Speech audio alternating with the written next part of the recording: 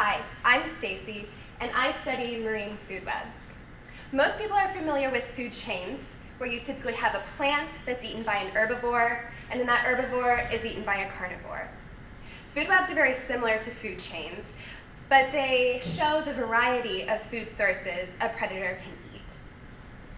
Much like humans, marine organisms don't eat only one kind of food, and food webs capture that and enable us to track all of the energy relationships between predators and their prey. When a prey item is eaten, it transfers energy to its predator, and then if that predator is eaten, another energy transfer occurs. Understanding how energy is transferred up the food web from bottom to top can help us improve the health of fish species and conservation efforts in the Gulf of Mexico. As you can imagine, with all of the organisms in an ecosystem, food webs can get really complex. But here I have a generalized marine food web. At the bottom, we have the phytoplankton, which serves kind of the plants of the system. And they can be eaten by zooplankton, which are these tiny floating animals, or larval fish. And then those larval fish and zooplankton can be eaten by jellies or bait fish. And then they're eaten by larger fish, seabirds, and marine mammals. Food webs like this occur throughout all depths of the ocean, and what I'm most interested in is how these food webs at different depths are connected to one another. We know that these connections exist, but they're not well understood.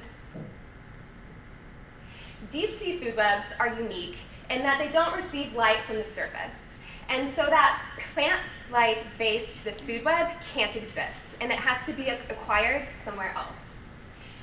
One way that it can be acquired is through the sinking of dead particles and waste products from the surface, and we call that marine snow. As the marine snow sinks, it can be utilized as a food source for deep sea organisms.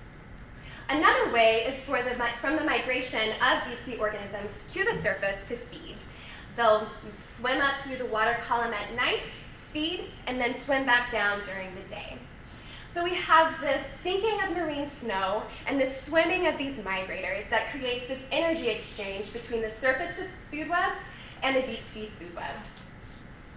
And now we know this is going on, and we know that the surface connection is really important for these deep sea food webs. But we're not really sure the amount of energy that's involved in these processes. And we're not really sure how changes in these connections might affect organisms at the surface or in the deep sea. Through my research, we're hoping to better understand this connection and be able to keep Louisiana seafood fisheries healthy.